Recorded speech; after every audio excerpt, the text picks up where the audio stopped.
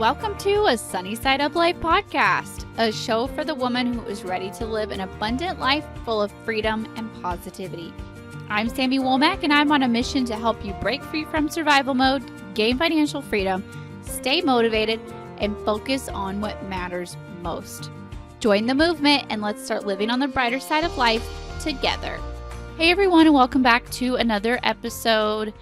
This week, we are going to be talking about multiple streams of income, what they are and why you need them. And I'm going to be sharing a little bit of a look into what my family has as different streams of income and some ideas of ways that you could grow your streams of income.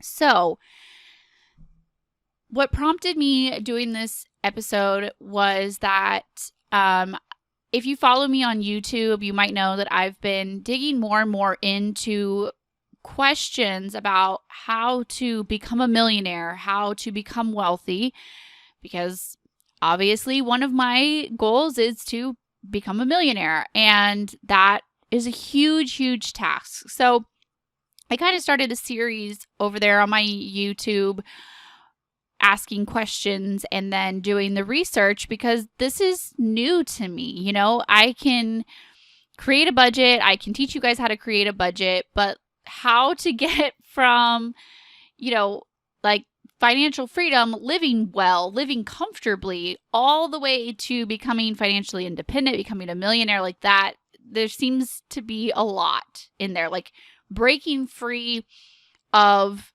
middle class is hard, and so it's, and it's been a huge task for me, like a mental task, and it's been something that I've been working on personally. So I've just been kind of like taking you guys along with me as I've been like researching these questions, trying to learn more about how to invest and where does all this money come from? How are you physically able to have more than one stream of income? What exactly does that mean? So I've been digging more and more into that. And I learned through the research that the average millionaire has 7 streams of income.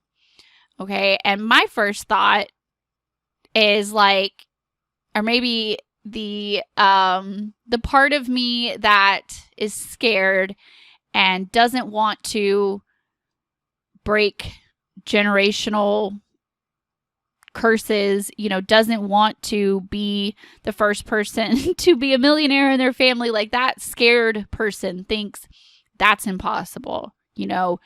Who can have 7 streams of income? What does that even mean? You have 7 jobs, and so that's kind of where my brain like instantly goes. I'm like, wait, okay, let's be smart about this. Let's actually research into this. Okay. And so then that led me to kind of breaking down my own income and realizing that, yeah, we do actually have more than one stream of income. And I recently did a reel over on Instagram of talking about like our 5 streams of income. And there were a lot of questions around this. Like those aren't actually streams of income. A stream of income is where you work. Like I think of a stream of income of like your day-to-day job. Okay. And multiple people said this to me. And so I thought, hey, we've got to talk about this on the podcast. We've got to dig a little deeper into this. So I actually went and looked up what technically are the different types of income. Okay. So most of us, when we think of income, we think of earned income, which is only one out of the 7 different types. Okay. Earned income. This is your day job. Okay. And this is people's primary source of income. This one's pretty easy to understand. It's pretty straightforward. This is basically where you trade your time for money. And the way it words that, like I'm looking up these definitions, and the way it words that, you trade your time for money. That is physically exhausting, right? And you can only do so much of that. And there are people who have 2 or 3, earned income jobs where they're physically trading their time for money. And that's a lot. And that's not sustainable for a long amount of time. I have coaching clients who have, one family I can think of in particular, they literally have 5 jobs, not 5 streams of income, like 5 literal jobs between the two of them. And that's not something they're going to do forever. That's something that they're doing for a short amount of time to hit some goals. Just something that they're planning on doing for like a year. It's not forever. And it's not sustainable. But when most people think of streams of income, they think strictly of earned income, of a job that you are showing up to, okay? And to me, I think that if we're only thinking of earned income as the only way to earn money, the only way that actually counts, okay, that is what's going to keep us small. That is what's going to keep us middle class, lower middle class. That is what's going to keep us in poverty even, is that, well, you have to physically work hard to earn money. And that's really hard to break. That is a mindset that's really hard to break. That if we're not physically exhausted at the end of it, we didn't earn it. I don't know. Maybe that's just me. That is something that I've mentally had to work through, of breaking free of that mentality and learning how to work smarter, not just harder. And learning that it's okay that if you're not physically exhausted, you can still earn income. You can still be successful. And I think that is a huge mental block that a lot of us have. Okay. And so when I'm sharing about these multiple streams of income, that was a question that came up, was like, well, that's what I consider actual income. And that's why I wanted to really come on here and talk about these, because there are more. So the other streams of income could also be, number 2 would be business income. I think it's pretty straightforward as well, but it is actually different. It's a little bit different than earned income. Business income is where you actually own the business. You make something, or you provide a service. So it's selling a product or a service in exchange for money. All right. Number 3 is interest income. All right. There's, sure, that's a pretty common one as well. This is income that you make from lending your money out. It could be like in a CD, right? Or it could be a savings account, a traditional savings account where you're earning interest. Okay. Number 4 is dividend income. This is money that is distributed as the result of owning shares of a company. Maybe that's not as common. So this is kind of like where they start to get like, all right, we're thinking big here.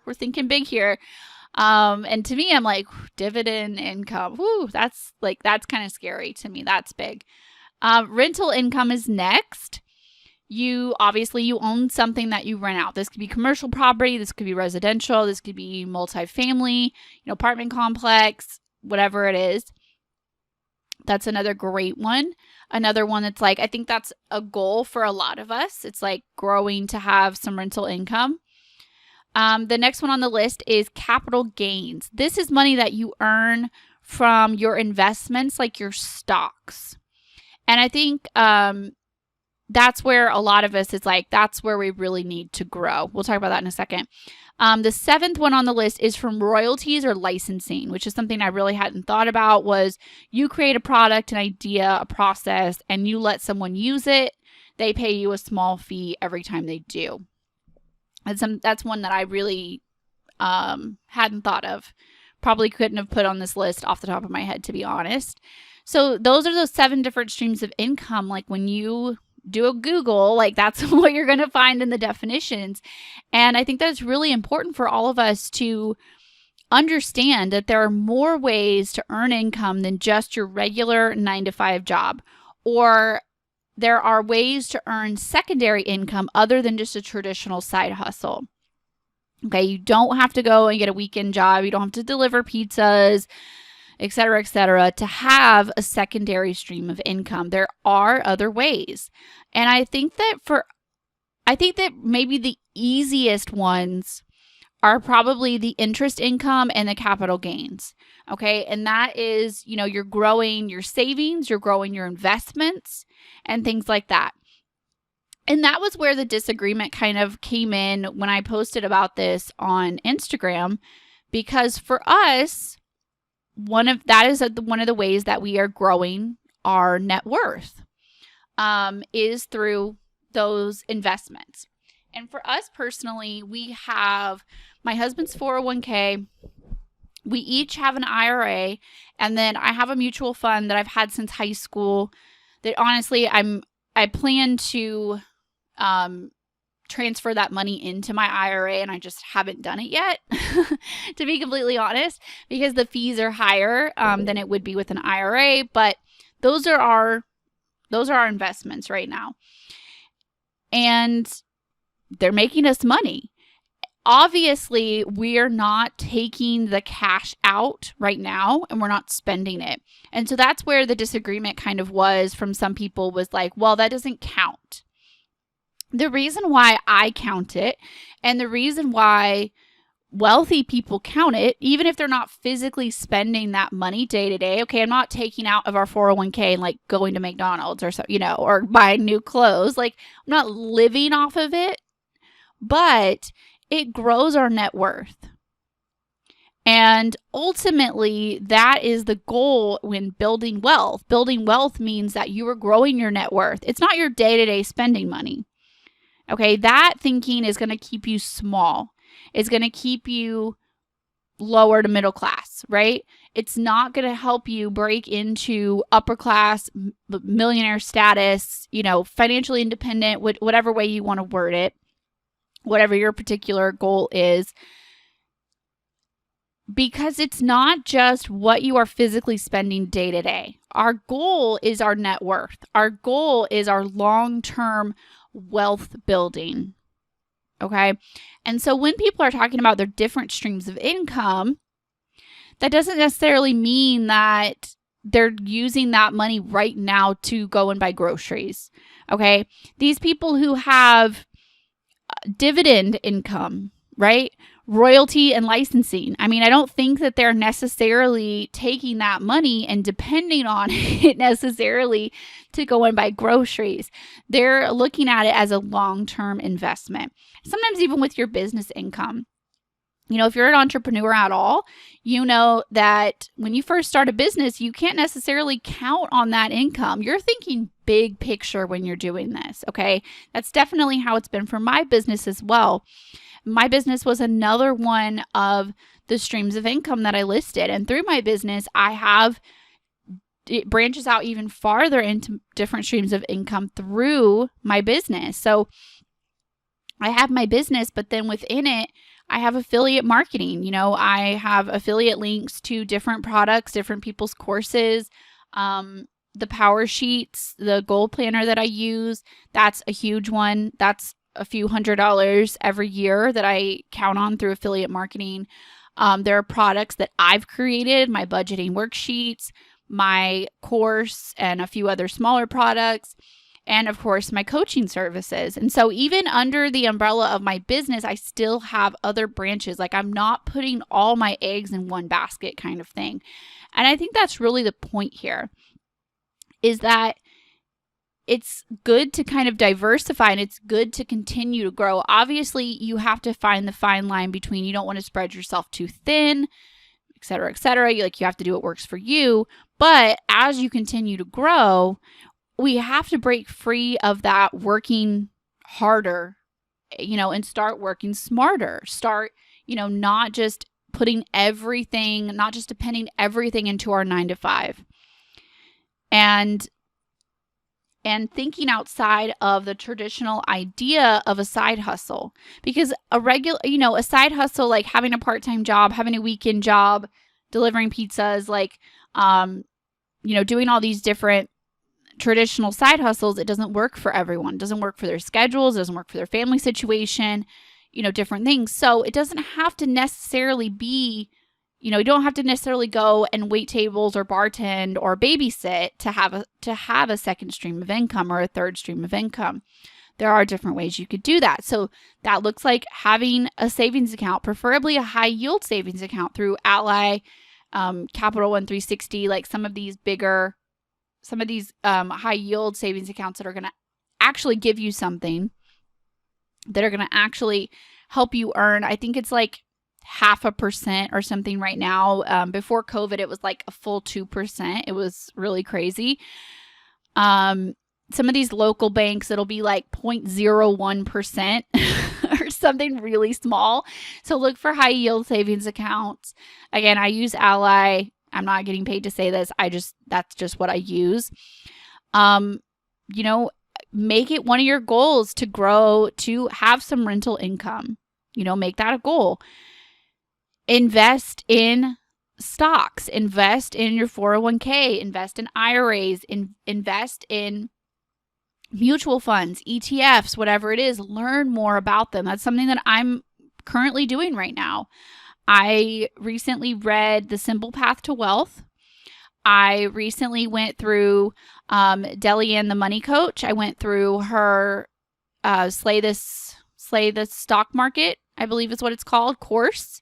It was a few $100s, and it was super, super worth it because I'm learning. I'm learning about what investments are going to look good for us to get those capital gains, to get that interest income and things like that, because I want my money to work for me. I'm growing my business to have that business income, and hopefully eventually we could grow to have some rental income or do different things like that. So I just want you guys to know that there are more ways than just a traditional 9-to-5. There are more ways than just a traditional side hustle. You don't have to wait tables. You don't have to be a bartender or something like that. If you want to, great. But, there are other ways to grow that.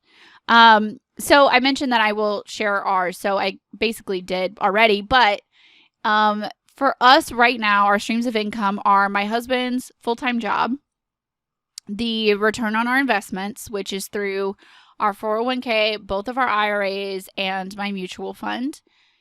And then through my business, through affiliate marketing, my products, my digital products that I've created, and through my coaching. So that is currently the different ways that we have income coming in. And, working more and more towards like passive income is such a trigger word. Like it's such a hot topic, like searchable word, I think. And passive income basically is just kind of that idea of that working smarter, not harder. Like your money is working for you. Your digital products are selling without you doing any. I mean, obviously you're doing things like you're putting them on Etsy, you're putting them on your Instagram, you're putting them on your website, whatever it is. But it's not something that you're physically getting up, going to work, sitting at a desk. Like it's working for you.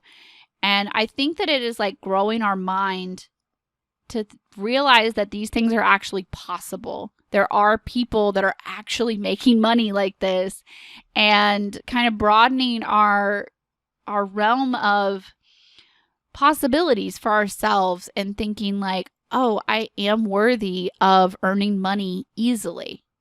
This can be possible. There are people doing this. I don't have to just show up at a 9-to-5. My only stream of income doesn't have to be earned income. It isn't the only way to make money. Okay, there are other ways. And there is more to an income than just what's my spending money look like, then did I have enough to pay my bills? There is a bigger world. Broaden your horizons and realize that growing your net worth is actually the goal. So no, we're not taking from our 401k right now. We're not taking from our IRAs right now, but we are counting any growth in there in the growth of our net worth, because that is the ultimate goal. Okay, and we know that when our net worth gets to about 1 million to 1.5, somewhere in there, it will be enough for us to live off of the interest. If we plan to take about 50 to 60,000 out per year for us to live off of. And at that rate, it should continue to like refill itself. Something that I also learned in Delian's course. So I'm still learning about that myself, but getting to that financial independent number and, letting it be enough that it will refill itself. So that's the goal. Okay. And so when our net worth gets to about $1 million, that's when my husband can retire from his full-time job. So that is our ultimate goal. So when we are counting the growth of our 401k, the growth of our IRAs, we're counting it in our net worth because that's the number that it's going to determine when we retire. We're not waiting on a certain age. We're waiting on a certain number. That is what counts. That is what matters. Okay. And that is a huge mindset shift for me. That's something that I'm honestly still working towards. So I want you guys to just be thinking about it. And it might not be in your immediate goals, like especially if you're just now starting your budgeting journey, you are just now like starting your debt payoff journey. Growing your net worth might not be a goal that you can even mentally worry about right now. But I want it to be in the back of your head. I want it to be something that you're like, okay, in the next 5 years or however long that looks like for you, that is a goal that I want to work on. I want to work on growing that net worth. And I want you to remember that there are other possibilities outside of just a traditional 9-to-5 earned income type of way to earn money. Okay. So together, we're going to broaden our horizons. We're going to stop thinking small. We're going to think about wealth building, not just what is in our spending money, not just what's in our pocket right now. It's wealth building. It's building our net worth. That is what ultimately matters. So that is our goal here with these different streams of income. Okay. Remember that we are going to learn to work smarter, not just harder. And that's okay, that we are worthy of all of this. So I hope that helps you guys wherever you are on your journey. And I would love to hear from you. So pop over to Instagram, shoot me a DM or comment on a recent post and let me know what you thought of this episode. I would love to hear from you. All right, that is all for me today. Bye, guys. Thanks for hanging out for another episode of a Sunny Side Up Life podcast. If you enjoyed this episode, please share it with a friend because you never know who needs to hear this message. If you haven't already, please leave a review and subscribe. Reviews and subscribers are what help the podcast grow and what help new ladies find our community. And again, thanks for hitting play on this episode and for investing some time in yourself today. Remember that I'm always here to support you and I'm always cheering you on along the way. Don't forget that everything that we mentioned in this episode will be linked in the show notes. All right, that's all for me this week. Bye, guys.